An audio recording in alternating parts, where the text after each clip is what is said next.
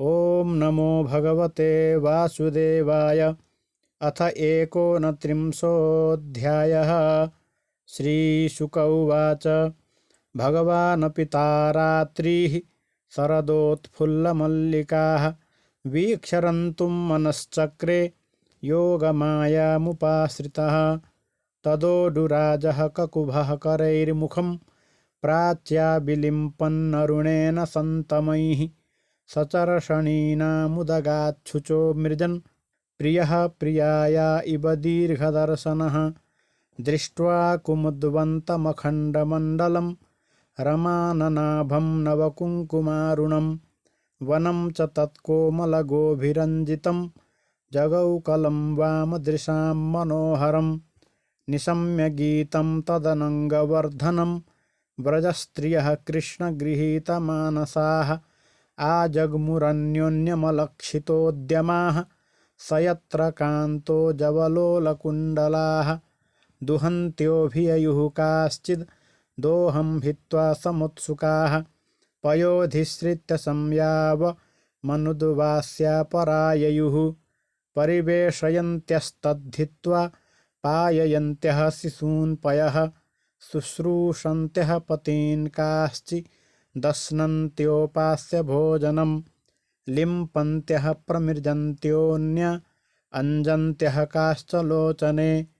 व्यत्यस्तवस्त्राभरणाः काश्चित् कृष्णान्तिकं ययुः ता वार्यमाणाः पतिभिः पितृभिर्भ्रातृबन्धुभिः गोविन्दापहृतात्मानो नन्यवर्तन्त मोहिताः अन्तर्गृहगताः काश्चिद् गोप्यो लब्धविनिर्गमाः कृष्णं तद्भावनायुक्ता दध्युर्मीलितलोचनाः दुःसह प्रेष्ठविरह तीव्रतापधुता शुभाः ध्यानप्राप्ताच्युताश्लेष निर्वृत्त्या क्षीणमङ्गलाः तमेव परमात्मानं जारबुद्ध्यापि सङ्गताः जहुर्गुणमयं देहं सद्यः प्रक्षीणबन्धनाः।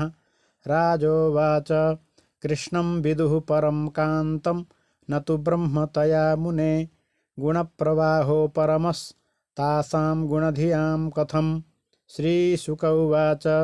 उक्तं पुरस्तादेतत्ते चैद्यः सिद्धिं यथा गतः द्विषन्नपि हृषीकेशं किमुताधोक्षजप्रियाः नृणां निःश्रेयसार्थाय व्यक्तिर्भगवतो नृप अव्ययस्याप्रमेयस्य निर्गुणस्य गुणात्मनः कामं क्रोधं भयं स्नेहमैक्यं सौहृदमेव च नित्यं हरौ विदधतो यान्ति तन्मयतां हिते न चैवं विस्मयः कार्यो भवता भगवत्यजे योगेश्वरेश्वरे कृष्णे यत एतद्विमुच्यते तादृष्ट्वान्तिकमायाता भगवान् व्रजयोषितः अवदद्वदतां श्रेष्ठो वाचः पेशैर्विमोहयन्।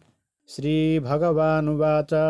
स्वागतं वो महाभागाः प्रियं किं करवाणि वः व्रजस्यानामयं कच्चिद् ब्रूतागमनकारणं रजन्येषा घोररूपा घोरसत्त्वनिषेविता प्रतियातव्रजं नेह स्थेयं स्त्रीभिः सुमध्यमाः मातरः पितरः पुत्रा भ्रातरः पतयश्च वः विचिन्वन्ति ह्य पश्यन्तो मा क्रीड्वं बन्धुसाध्वसं दृष्टं वनं कुसुमितं राकेशकररञ्जितं यमुनानिललीलैजत् तरुपल्लवशोभितं तद्यातमाचिरं गोष्ठं शुश्रूषध्वं पतीन् सतीः क्रन्दन्ति वत्सा बालाश्च तान् पाययत दुह्यत अथवा मदभिस्नेहाद् भवत्यो यन्त्रिताशयाः आगता ह्युपपन्नं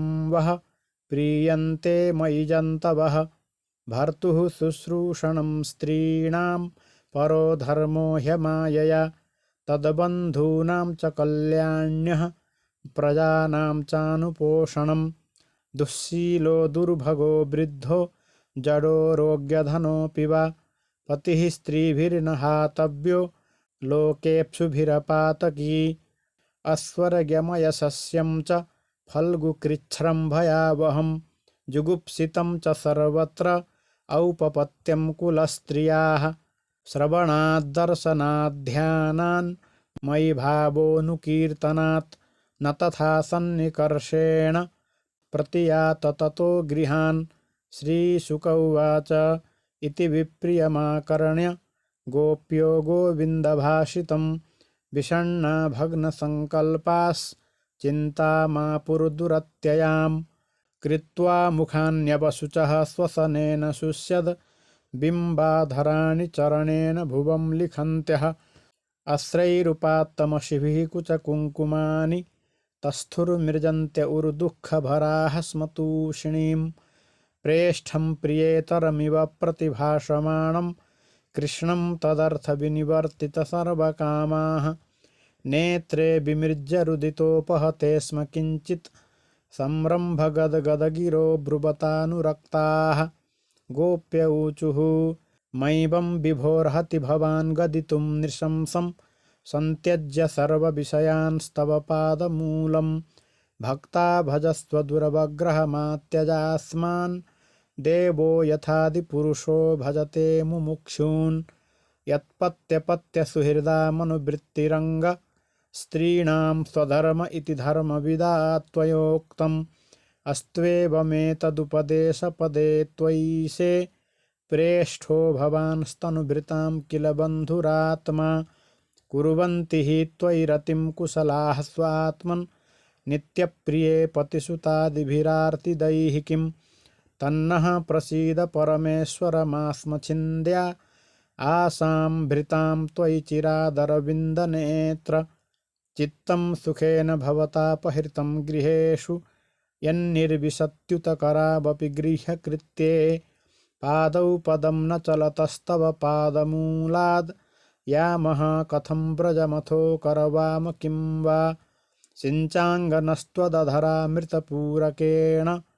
हासावलोककलगीतजहिर्च्छयाग्निं नो चेद्वयं विरहजाग्न्युपयुक्तदेहा ध्यानेन याम पदयोः पदवीं सखेते यर्ह्यम्बुजाक्ष तव पादतलं रमाया दत्तक्षणं क्वचिदरण्यजनप्रियस्य अस्प्राक्ष्मतत्प्रभृतिनान्यसमक्षमङ्ग स्थातुं त्वयाभिरमितावत पारयामः श्रीर्यत्पदाम्बुजरजश्चकमे तुलस्या लब्ध्वापि वक्ष्यसि पदं किल भृत्यजुष्टं यस्याः स्ववीक्षणकृतेऽन्यसुरप्रयासस्तद्वद्वयं च तव पादरजः प्रपन्नाः तन्नः प्रसीद वृजिनार्दन तेऽङ्घ्रिमूलं प्राप्ता विसृज्य वसतिस्त्वदुपासनासाः त्वत्सुन्दरस्मितनिरीक्षणतीव्रकाम तप्तात्मनां पुरुषभूषणदेहि दास्यं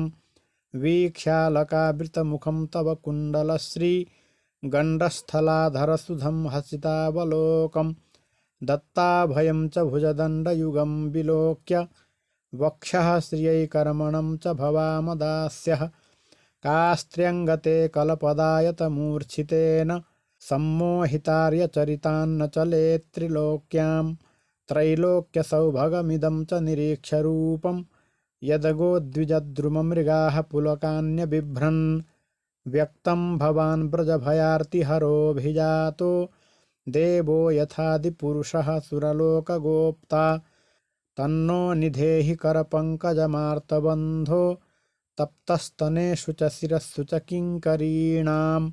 श्रीशुक उवाच इति विक्लवितं तासां श्रुत्वा योगेश्वरेश्वरः प्रहस्य सदयं गोपीरात्मा रामोऽप्यरीरमत् ताभिः समेताभिरुदारचेष्टितः प्रियेक्षणोत्फुल्लमुखीभिरच्युतः उदारहासद्विजकुन्ददीधितिर्व्यरोचतैणाङ्क इवोडुभिर्वृतः उपगीयमान उद्गायन् वनिता सतयूथपः मालां बिभ्रद वैजयन्तीं व्यचरन्मण्डयन् वनं नद्याः पुलिनमाविश्य गोपीभिर्हिमबालुकं रेमे तत्तरलानन्द कुमुदामोदवायुना बाहुप्रसारपरिरम्भकरालकोरु निविस्तनालभननर्मनखाग्रपातैः छ्वेल्यावलोकहसितैर्व्रजसुन्दरीणा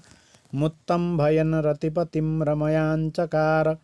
एवं भगवतः कृष्णाल्लब्धमाना महात्मनः आत्मानं मे निरे स्त्रीणां मानिन्योऽभ्यधिकं भुवि। तासां तत्सौभगमदं वीक्ष्यमानं च केशवः प्रशमाय प्रसादाय तत्रैवान्तरधीयत। श्रीमद्भागवते महापुराणे पारमहंस्यां संहितायां दशमस्कन्धे पूर्वार्धे भगवतो रासक्रीडावर्णनं नाम 29.